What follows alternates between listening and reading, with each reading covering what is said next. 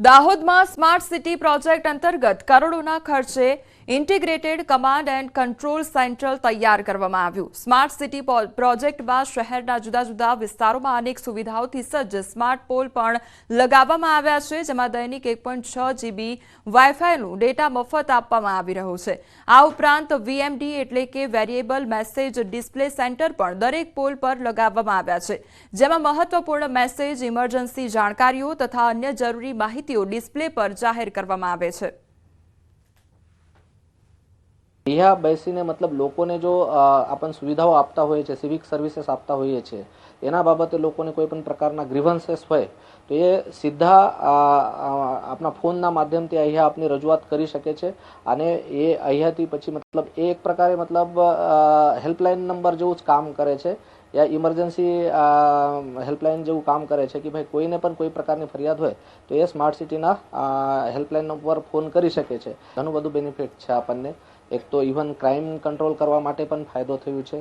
અત્યાર સુધી લગભગ જ્યારથી આ કમાન્ડ એન્ડ કંટ્રોલ સેન્ટર ચાલુ થયું છે ત્યારથી 750 જેટલા ગુનાઓમાં અહીંયાથી પોલીસ વિભાગને પણ એવિડન્સીસ વગેરે આપવામાં આવેલ છે, તો જેનાથી સુરક્ષિતતા પણ વધી છે આપણી અને પ્રોપર મોનિટરિંગમાં મોટો સહયોગ થયો છે।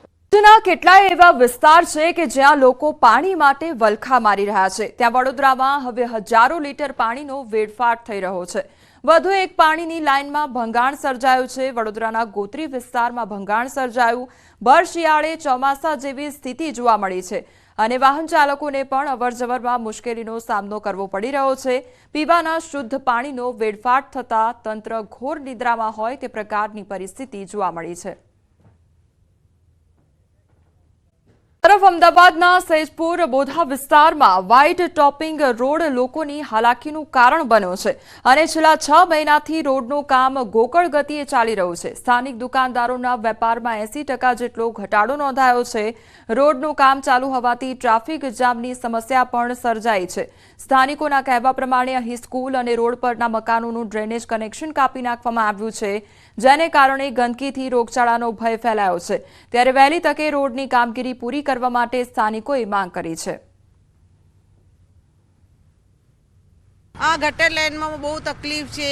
મ્યુનિસિપાલિટી ઓફિસમાં જઈને આવ્યા છે પણ કોઈ સાંભળતું નથી। 6 મહિનાથી અમે હેરાન થઈએ છીએ બેન।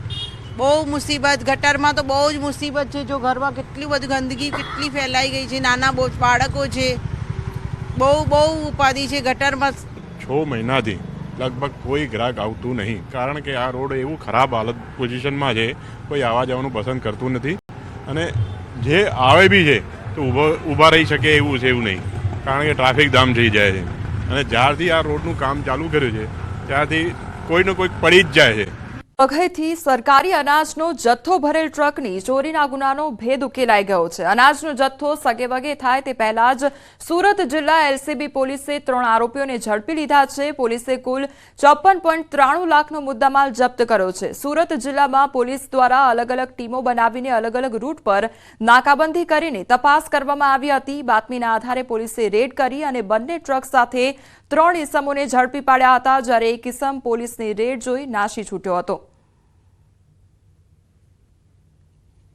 ખાનગી રીતે બાતમી મળેલ કે મસીદ ખાન નામનો એક માણસ માંડવી ખાતે સરકારી અનાજની 2 ટ્રકો લઈને વેચવા ફરી રહેલ છે, જે આધારે તાત્કાલિક તરસાડા તરફ જતા રોડ ઉપર સેલ પેટ્રોલ પંપથી આગળ સર્વિસ રોડ ઉપર GJ 15 AV 3033 તેમજ UP 70 CT 5467 નંબરની 2 ટ્રકો પકડી લેવામાં આવેલ અને કુલ 3 આરોપીઓને પકડવામાં આવેલ। જે આરોપીઓના નામ છે મસીદ કુમાર, જુમૈ ખાન, જાતેક ખાન, મોહમ્મદ સનેશા, મોહમ્મદ ગુલશન અને મોહમ્મદ સમીર નસીબ કુરેશી।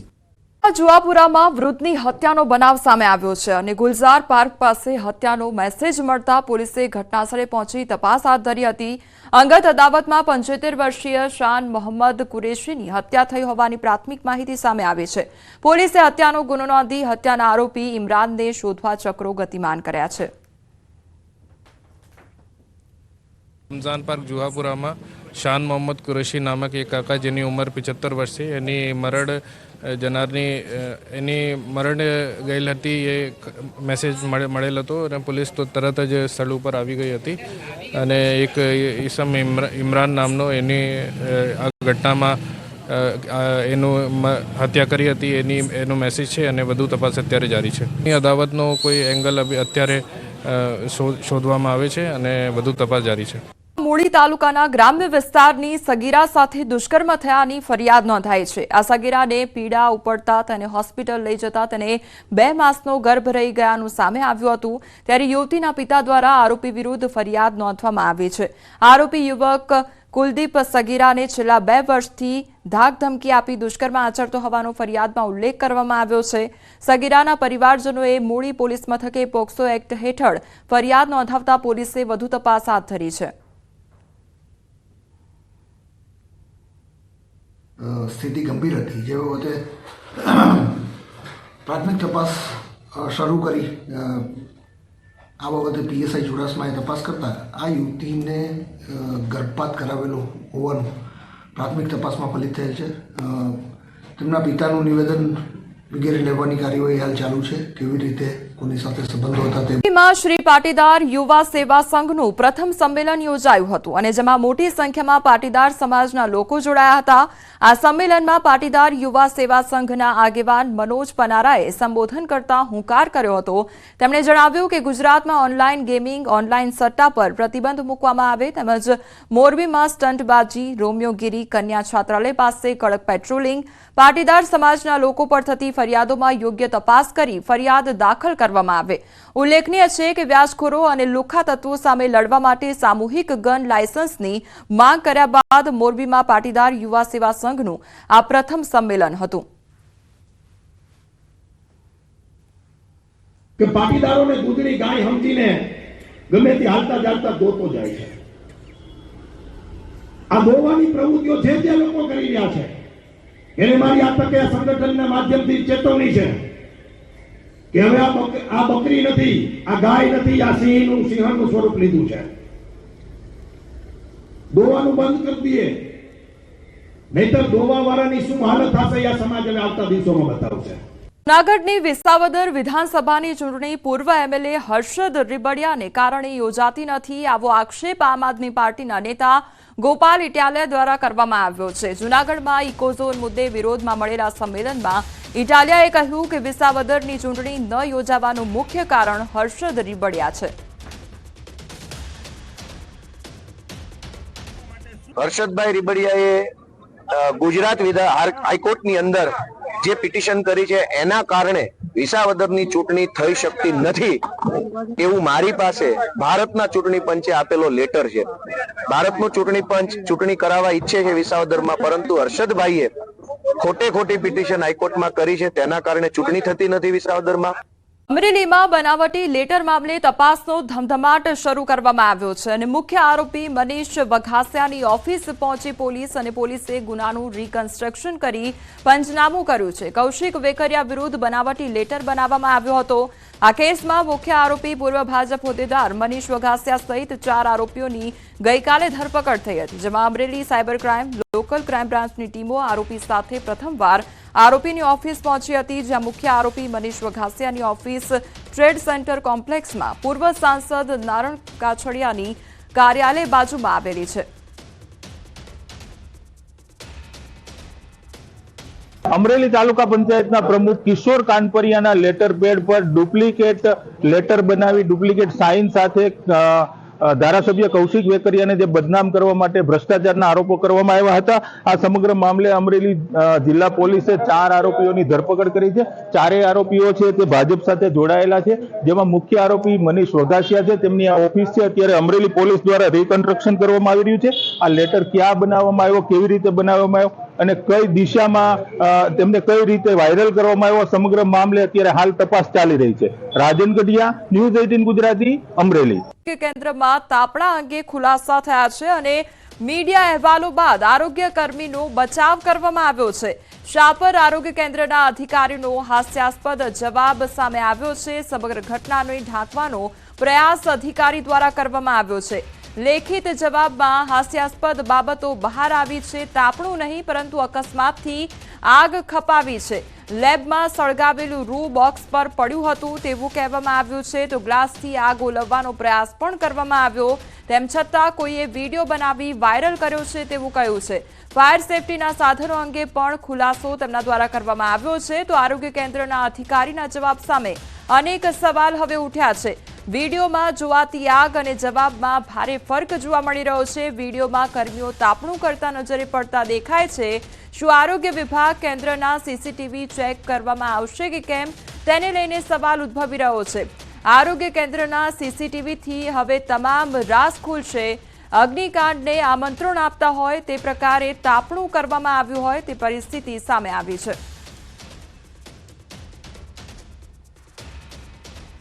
તો રાજકોટનો આ સમગ્ર મામલો સામે આવ્યો છે, જ્યાં આરોગ્ય વિભાગની આ ઘોર બેદરકારી સામે આવી છે। ત્યારે હવે સીસીટીવી ફૂટેજ ચેક કરવામાં આવશે, ત્યારે જ આખી ઘટનાનો ફોડ પડશે। આરોગ્ય કેન્દ્રના અધિકારીના જે જવાબ સામે આવ્યા છે તેમાં ઘણો મોટો ફરક જોવા મળી રહ્યો છે, કારણ કે વિડીયોમાં સ્પષ્ટ જોઈ શકાય છે કે જે કર્મચારીઓ છે તેમના દ્વારા તાપણું કરવામાં આવી રહ્યું છે અને બીજી તરફ જે અધિકારીઓ છે તેમના દ્વારા બચાવ કરવામાં આવી રહ્યો છે। વિડીયોમાં જોવાતી આગ અને જવાબમાં ભારે ફરક જોવા મળી રહ્યો છે।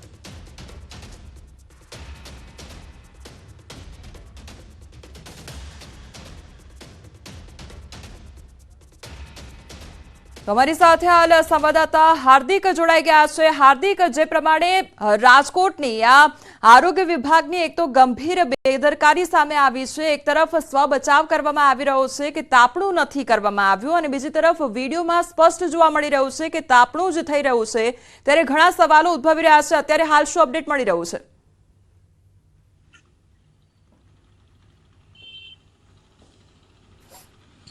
ચોક્કસથી કોમલ, જે છે સાપર આરોગ્ય કેન્દ્રના અધિક્ષક દ્વારા જે જિલ્લા અધિકારી છે તેમના દ્વારા જે લેખિત જવાબ આપવામાં આવ્યો છે તે પત્ર છે તે ન્યૂઝ 18ની સમક્ષ આવ્યો છે અને આ પત્રમાં જે છે એ સ્પષ્ટ રીતે એવું લખવામાં આવ્યું છે કે ત્યાં કોઈ તાપણું કરવામાં નહોતું આવતું, પરંતુ ત્યાં આગ લાગી હતી અને એ આગ ઓલવવાના પ્રયત્નો કરવામાં આવતા હતા। આવો એક હાસ્યાસ્પદ જવાબ છે તે સાપર જિલ્લા જે અધિક્ષક છે તેમના દ્વારા આરોગ્ય અધિકારીને આપવામાં આવ્યું છે। ત્યારે અહીંયા સૌથી મોટો સવાલ એ ઊભો થાય છે કે જો આગ લાગી હોય તો આગ લાગતી હતી એ સમયે જે વિડીયોમાં દેખાય છે તે 3 કર્મીઓ છે તે શાંતિથી ઊભા છે। બીજી તરફ આ જે છે પત્રમાં એવું જણાવવામાં આવ્યું છે કે આગ ઓલવવા માટે પાણીનો છંટકાવ કરવાનો પ્રયાસ કરવામાં આવ્યો હતો, પરંતુ જે જગ્યાએ આગ લાગી છે, જે જગ્યાએ લોકો ઊભા છે એમની એક્ઝેક્ટ ડાબી સાઈડ જે ફ્રીજ છે, જે વોટર કુલર છે તે પણ છે અને ત્યાં કોઈ જ જગ્યાએ કોઈ કાર્યવાહી કરવામાં નથી આવતી। તો પછી આ પાણીનો ગ્લાસ પાણી આવશે ક્યાંથી, ઠારશે કેવી રીતના? એટલે કે ક્યાંક ને ક્યાંક જે છે ન માત્ર મીડિયાને પરંતુ આ જે કર્મી છે જેમને દ્વારા જવાબ આપવામાં આવ્યો છે તે સિવિલ અધિક્ષક દ્વારા તેમના ઉપરી અધિકારીને પણ ક્યાંક ગેરમાર્ગે દોરવાનો પ્રયત્ન કરવામાં આવતો હોય તેવું સ્પષ્ટ રીતે જણાઈ રહ્યું છે। આ કોઈ જગ્યાએ આગ લાગી હતી તો તે એમના તમામ પુરાવા છે તે તેમને તાત્કાલિક હટાવી લીધા હતા। જ્યારે આજે સવારે ન્યૂઝ 18ની ટીમ પહોંચી ત્યારે આગ લાગી હોય તેવા કોઈ જ પુરાવા એ જગ્યા પર જોવા નહોતા મળ્યા। ત્યાં સુધી કે જે રિફિલ હોય છે આગ બુઝાવવાની એમના પર પણ ધૂળ જામેલી જોવા મળી હતી। એટલે કે આ જે પત્રમાં જે જણાવવામાં આવ્યું છે આ જવાબ છે તે હાસ્યાસ્પદ હોય તેવું અત્યારે સ્પષ્ટ રીતે જણાવવામાં આવી રહ્યું છે। જી હાર્દિક, જે પ્રમાણે આ વિડીયો સામે આવ્યો છે એમાં શાંતિથી ઉભેલા કર્મચારીઓ જોવા મળી રહ્યા છે। જો આગ લાગી હોય તો ત્યાં આગળ અફરાતફરીનો માહોલ સર્જાઈ જતો હોય છે, બીજી તરફ આગ જો અચાનક લાગી ગઈ હોય તો તેને ઓલવવાના પ્રયાસ પણ થતા હોય છે, પરંતુ અહીંયા આ વિડીયોમાં કોઈ જેવી વસ્તુ નથી જોવા મળતી। એટલે અહીંયા સવાલ એ પણ થાય કે શું સીસીટીવી ત્યાં આગળ હતા તો એને ચેક કરવામાં આવશે કે કેમ?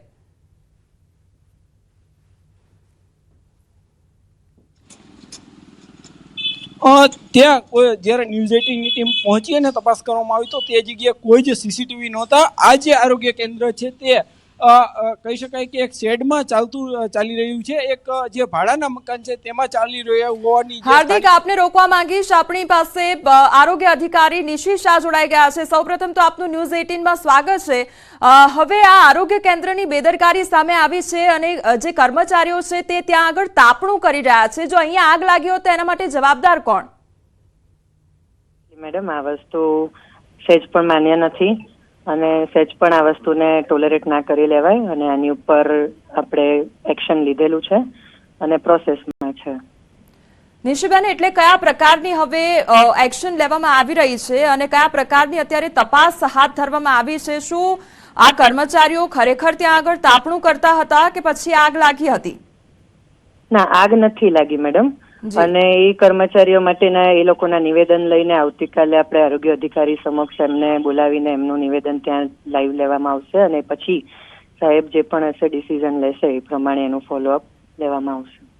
નિશીબેન, શું અવારનવાર આ પ્રકારની ઘટનાઓ બનતી હોય છે ખરી, અને કે આ પહેલી વાર આ પ્રકારે ધ્યાનમાં આવી છે ઘટના? ના, પહેલી વાર જ ધ્યાનમાં આવી છે મેડમ. આવું અત્યાર સુધી ક્યારેય ધ્યાનમાં આવેલ નથી. અને નિશીબેન, એવું પણ કહેવામાં આવ્યું હતું કે રૂ સળગાવવામાં આવ્યું હતું અને તેના કારણે આગ લાગી હતી, એ પ્રકારની વાત પણ કરી હતી. તો શું એ વાત સાચી છે કે પછી તાપણું કરી રહ્યા હતા એ વાત સાચી છે કે પછી ખરેખર આગ લાગી હતી એ વાત સાચી છે? આગ નથી લાગી મેડમ. અને જે કર્મચારી દ્વારા જે કર્મચારીનો વિડીયો આપણે આમાં આવેલો છે એ કર્મચારી દ્વારા આપણે જે રીતે તપાસ કરવામાં આવી ત્યારે એમણે આપણને કોટન બળવાની જ વાત કરી છે, જે એની અત્યારે ડીપ ઇન્વેસ્ટિગેશન હજી પણ આપણે ચાલુ છે. એમનું નિવેદન, એમની ક્રોસ તપાસ બધું જ કરવામાં આવશે. જી નિશીબેન, એટલે આપ એવું કહી રહ્યા છો કે કોટન બળ્યું હતું અને તાપણું નહોતું કરવામાં આવ્યું, એવું છે?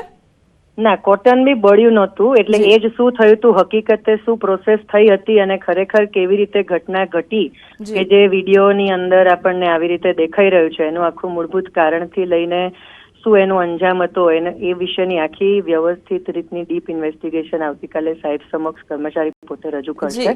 જી નિશીબેન, હવે વિડીયો અમારી પાસે પણ આવ્યો છે અને અમે વિડીયોમાં પણ જોઈ રહ્યા છે જે કર્મચારીઓ ઊભા છે, શાંતિથી ઊભા છે, ઠંડી દૂર કરી રહ્યા હોય તે પ્રકારે ઊભા છે. કારણ કે જો આગ લાગી હોય અથવા તો કોઈ સળગ્યું હોય તો અફરાતફરી થઈ જતી હોય છે અથવા તો તેને ઓલવવાનો પ્રયાસ કરવામાં આવતો હોય છે, પરંતુ આ વિડીયોમાં એવું કંઈ જ નથી જોવા મળતું. એટલે આમાં પછી કેવી રીતે તપાસ થશે?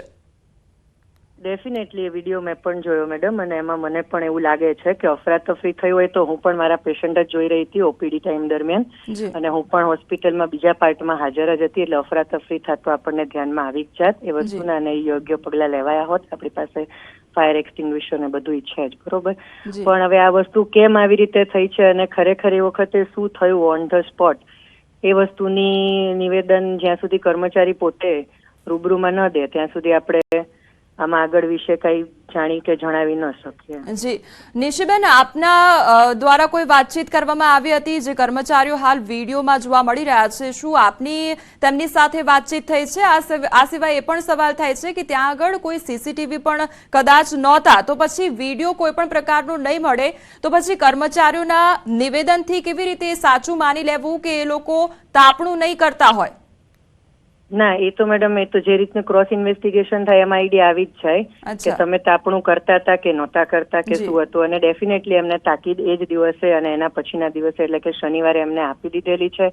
નોટિસ અમારી કક્ષાએથી એમને આપી દીધેલી છે, જે અંગેનો ખુલાસો એમને દેવાનો રહેશે સાહેબ આગળ. એ બધી જ પ્રોસિજર થઈ ગઈ છે અને આ બધી જ વસ્તુ મેં મારા ઉપરી અધિકારી સુધી પણ ફોલોઅપ લેવડાવી લીધેલું છે. એટલે હવે આપણે એમનું નિવેદન લેવાઈ જાય અને એમની ઉપર જે એક્શન લેવાય ત્યાં સુધી વેઇટ એન્ડ વોચ કરવાનું. નિશીબેન, આપની વાતચીત થઈ છે આ કર્મચારીઓ સાથે? વાતચીત તો થઈ જ હોય ને મેડમ. એટલે એમના દ્વારા શું બચાવ કરવામાં આવ્યો હતો એ અંગે કોઈ સ્પષ્ટતા કરી શકો આપ? ના મેડમ. જી નિશીબેન, આપ અમારી સાથે જોડાયા તે બદલ આપનો આભાર. તો આ હતા આરોગ્ય અધિકારી કે જેમના દ્વારા સ્પષ્ટપણે કહેવામાં આવ્યું છે કે અત્યારે તપાસ ચાલુ છે અને યોગ્ય એક્શન પણ લેવામાં આવશે તે પ્રકારની બાહેધરી પણ આપવામાં આવી છે. ત્યારે અહીંયા સવાલ એ થાય છે કે આખરે અહીંયા સીસીટીવી નહોતા ત્યારે એ તાપણું કરી રહ્યા હતા કે પછી આગ લાગી હતી કે પછી જે ઠંડી ઉડાડવાનો પ્રયાસ છે તે તેમના દ્વારા કરવામાં આવી રહ્યો હતો, તેવા અનેક સવાલ ઉદ્ભવી રહ્યા છે.